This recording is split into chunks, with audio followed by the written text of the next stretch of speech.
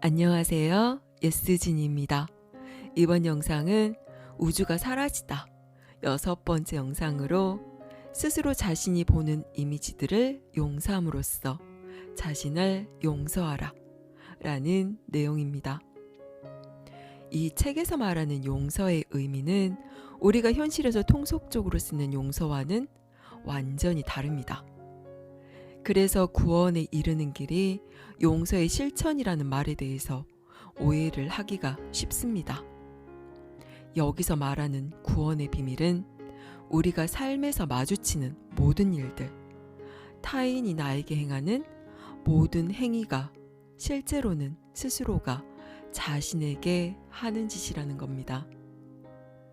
타인이 나에게 행하는 공격이 그 어떤 형태를 띠든 세상이 나에게 주는 것처럼 보이는 고통과 고난의 원인이 무엇이든 간에 하나도 예외 없이 모두 스스로가 자신에게 하는 것입니다. 이것들이 모두 내가 스스로 만들어내는 것임을 안다면 우리는 그 무엇에도 탓을 하거나 심판을 할 수가 없는 것이지요. 그러므로 내 밖에 있는 것처럼 보이는 타인이나 세상에 대해 심판하거나 분노하는 대신 스스로를 용서해야 하는 것입니다. 스스로 자신이 보는 이미지들을 용서함으로써 자신을 용서해야 하는 것입니다. 너무나 멋진 말이 아닌가요? 기적 수업의 한 구절을 인용하면서 우주가 사라지다 책 내용을 살펴보겠습니다. 용서란 형제가 그대에게 저질렀다고 생각되는 그 행위가 일어난 적이 없음을 인식하는 것이다. 용서는 죄를 사함으로써 죄가 실제하는 것처럼 만들어 놓지 않는다. 용서는 죄란 실제하지 않음을 안다. 그리고 그러한 관점 안에서는 그대의 모든 죄가 용서된다. 게리, 때로 전 이 모든 것을 해내려면 내가 대단한 성자가 되어야만 할 것 같다는 생각이 들어요. 예컨대 누구에게도 절대로 불만을 품지 말라고요? 남을 심판하지도 비난하지도 공격하지도 말라고요? 나쁜 생각을 모조리 알아차리고 용서하라고요? 나의 화를 정당화할 수 있다고는 절대로 믿지 말라고요? 농담 마세요. 그건 불가능해요. 아턴, 게리, 당신은 실제로 성자예요. 그걸 아직 모르고 있을 뿐이죠. 수업을 실천하는 것이 불가능하다고 하는 한 당신은 틀렸어요. 당신도 말했듯이 수업은 기적은 습관이라고 말합니다. 당신은 앞으로 수업의 이 말이 뜻하는 바를 점점 더 자주 경험하게 될 거예요. 분노는 결코 정당화되지 않는다. 공격에는 그 어떤 근거도 없다. 두려움으로부터의 탈출이 시작되고 완료되는 지점이 바로 여기에 있다. 이런 것들이 왜 중요하냐고요? 왜냐하면 당신이 생각으로서 상대방을 공격하고 있든지 아니면 다른 누군가가 당신을 말로 또는 신체적으로 공격하고 있는 것처럼 보이든지 상관없이 수업은 또한 이렇게 가르치고 있기 때문입니다. 구원의 비밀은 이것뿐이다. 이것은 모두 그대가 스스로에게 하는 짓이라는 것. 공격이 그 형태를 아무리 바꾸더라도 이것은 여전히 사실이다. 누가 적의 역할을, 누가 공격자의 역할을 맡든 간에 이것은 여전히 사실이다. 그대가 겪는 고통과 고난의 원인이 그 무엇인 것처럼 보이든 간에 이것은 여전히 사실이다. 자신이 꿈꾸고 있음을 안다면 그대는 그 꿈속의 인물들에게 아무런 반응도 하지 않을 것이므로 그들이 아무리 증오에 차서 사악하게 굴더라도 그냥 내버려 두라. 그대가 그것이 자신의 꿈임을 알아차리기에 실패하지 않는 한 그들은 그대에게 아무런 영향도 미치지 못한다. 꿈속의 인물을 심판하여 꿈을 현실인 것처럼 만들어 놓을 때마다 당신은 에고의 함정 속으로 곧장 빠져들어가고 있는 것입니다. 당신이 죄를 속죄해야 한다고 믿든, 상대방이 자신의 죄를 속죄해야 한다고 믿든, 아니면 그들이 당신의 비난을 들어 마땅하다고 믿든 간에 말입니다. 죄를 현실로 만들어 놓고 그것을 속죄하는 것으로는 죄를 몰아내지 못한다. 죄를 몰아내기는커녕 오히려 주는 것이 에고의 속셈이다. 에고는 공격을 통한 속죄를 믿는다. 공격이야말로 구원이라는 미친 생각에 완전히 빠져서 말이다. 수업은 또 이렇게 말합니다. 그렇다면 에고의 가르침에는 죄의식에서 벗어날 길이 없다. 공격은 죄의식을 현실로 만들어 놓으므로, 그리고 죄의식이 현실이라면 그것을 극복할 길은 없다. 게리. 그러니까 신은 날 용서할 필요가 없네요. 내가 스스로 남을 공격하는 대신 용서함으로써 자신을 용서해야 하는 거로군요. 그것이 말도 행동도 아니라 마음속의 심판일 뿐이라 할지라도 공격적인 생각은 어딜 가나 공격적인 생각일 뿐이고요. 그 때문에 생각을 잘 감시해야 한다는 거죠. 공격을 하든지 용서를 하든지 간에 그것은 모두가 내가 나에게 하는 일입니다. 왜냐하면 아무튼 이 사람들은 진짜가 아니니까요. 그들은 단지 내 마음속에 들어있는 것들의 상징일 뿐이지요. 사람들의 마음속에서 내가 하나의 상징물일 뿐인 것과 마찬가지로요. 세상은 신에게 용서받아야 하는 것이 아니에요. 사람들이 스스로 자신이 보는 이미지들을 용서함으로써 자신을 용서해야 하는 거죠. 아턴. 맞아요. 수업은 그 점을 너무나 분명하게 밝혀놓고 있습니다. 신은 용서하지 않는다. 왜냐하면 그는 죄를 송구한 적이 없기 때문이다. 용서란 죄가 있어야 필요한 것이다. 용서는 이 세상에 가장 필요한 것이지만 그것은 이 세상이 환영의 세계이기 때문이다.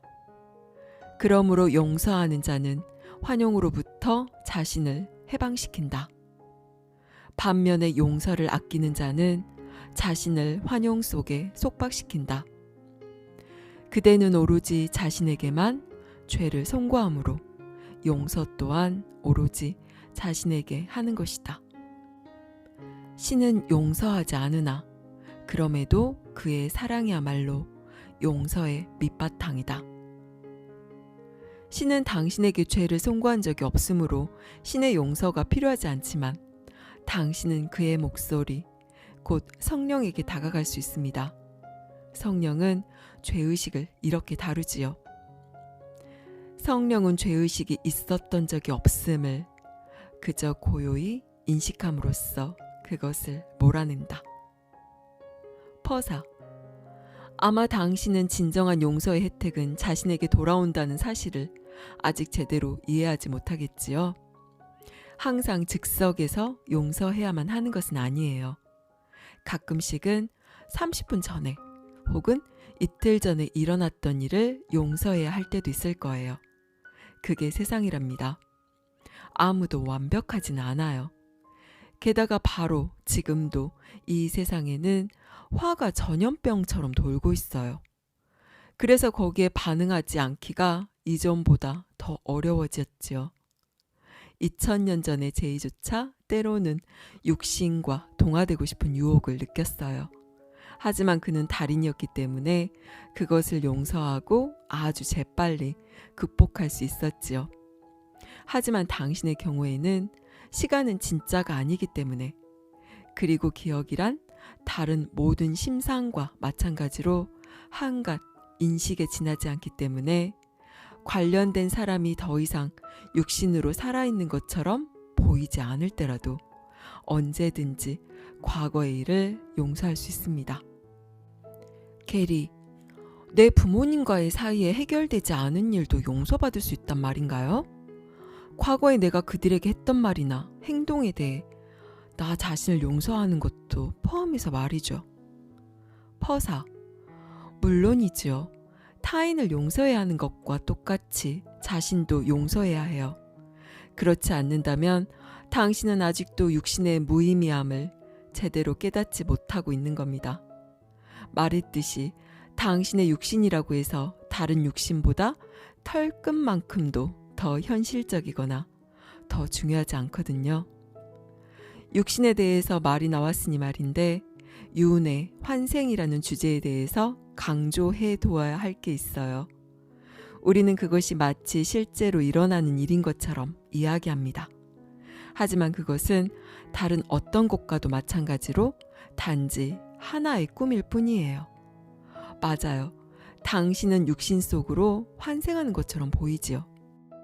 그리고 당신은 육신인 경험을 하지요. 하지만 우리가 즐겨 지적하듯이 수업은 당신이 보는 것은 사실이 아니라고 말합니다.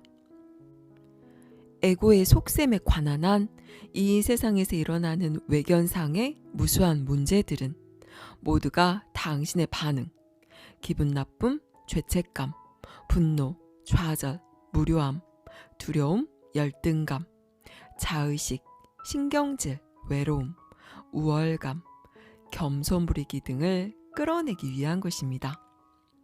형태 어땠든 이런 반응들은 모두가 모종의 분별 혹은 심판입니다. 이런 판단을 내리는 순간 당신은 에고의 세계에 정당성을 부여해주고 외견상의 분리에 현실성을 강화시켜 줌으로써 만사가 그렇게 보이도록 만드는 것이지요. 에고는 모든 시간을 포함하는 자신의 시나리오 속에 분리의 가능한 모든 변형판을 보유하고 있습니다. 갈등이 확실히 용속되게끔 말이죠. 이것이 더 현실적인 것으로 보이도록 만들기 위해서 에고는 이것을 당신의 즐거운 순간들과 한데 뒤섞어 놓았습니다. 이 혼합은 사실 이원성의 또 다른 본보기일 뿐이지만 말입니다. 당신의 본성은 분리될 수 없음에도 불구하고 에고가 어떻게 당신으로 하여금 분리를 믿게끔 꼬드기는지 그 예를 지금 당장 몇 가지 더 보여주지요. 퍼사, 신으로부터의 분리를 현실처럼 보이게 만드는 것은 당신이 보는 것에 대한 당신의 반응입니다. 당신이 현실로 만들어내고 있는 것들의 구체적인 내용은 당신의 인간관계와 당신 앞에 펼쳐지는 곤혹스러운 상황들 속에서 드러납니다. 그것이 언제나 당신에게 일어나는 것처럼 보이는 일로만 나타나는 것은 아닙니다. 그것은 당신이 구경꾼으로서 관찰하는 사건으로 나타날 수도 있습니다. 예컨대 비행기 추락사고로 사람들이 죽는다면 인간의 타락을 그보다 더 절묘하게 상징하는 것이 어디 있겠습니까? 혹은 아기가 엄마의 뱃속으로부터 세상으로 내에 던져지는 것은 신으로부터의 분리 말고 그 무엇을 그처럼 절묘하게 상징할 수 있겠습니까? 총알이나 칼, 레이저 광선, 화살, 창, 혹은 가시 면류관이 사람의 살갗을 찌르면 살갗은 어떻게 됩니까? 게리, 갈라지지요. 퍼사, 지진이 나면 당신이 지어 올리는 삶이라는 환영의 토대인 땅은 어떻게 됩니까? 게리, 갈라집니다. 퍼사, 어린이나 갓난아이가 버림을 받는다면 그것은 명백한 분리입니다. 그것이 그 아이들로 하여금 자신을 버린 부모를 비난하고 무의식적 죄책감을 그들에게 투사함으로써 에고의 증세를 보존할 훌륭한 기회인 것은 말할 필요도 없고요. 예를 들자면 끝이 없어요. 하지만 그것도 게리, 사실은 모두가 다 한 가지라는 말씀이죠. 퍼사, 병의 경우라면 마음속에 흔히 무의식 속의 공격적인 생각이 몸속에서 암이나 무수한 형태의 병증으로서 서로 싸우는 세포로 상중하되어 나타날 수도 있습니다. 당신 삶의 모든 국면들, 유아기, 학창시절, 지난 수십 년 동안 당신이 참여했던 모든 활동들, 온갖 곤모술수를 보유한 다양한 경력들에도 분리를 상징하는 갈등이 담겨 있습니다. 운이 좋다면 당신은 나라가 모든 갈등 중에서도 가장 특별한 형태인 전쟁을 겪지 않겠지만 안심은 금물입니다. 평악이라고 불리는 시대를 살든 어떻든 간에 요람에서 무덤에 이르기까지 끊임없이 접하게 되는 무수한 폭력의 기회에는 절대로 눈길을 주지 마세요. 단순히 누군가를 좋아하지 않는 형태로 나타나는 이 같은 유별난 미움의 관계 말고도 당신은 또한 유별난 애정 관계를 가질 겁니다. 하지만 육신이 없다면 그것이 가능할까요? 육신이라는 죄라는 생각이 육화되어 외부로 투사된 것이며 그것이 육의 벽처럼 보이는 것으로서 마음을 에워싸서 가둔다는 수업의 가르침을 이미 들려줬었지요. 이것이 당신이 가지고 싶은 종류의 사랑인가요? 성령의 사랑은 육신이 당신을 분리시킬 수 없다고 말합니다. 용서를 통해서 자신과 다시 합하세요. 그리하여 당신과 당신의 형제 자매들이 하나여 무한한 존재가 되도록 말입니다.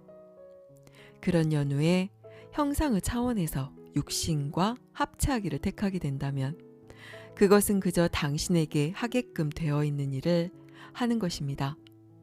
그렇지 않아도 했었을 일 말입니다. 그러나 이제 당신은 그것을 용서로써 합니다. 그리고 성령이 당신과 함께합니다.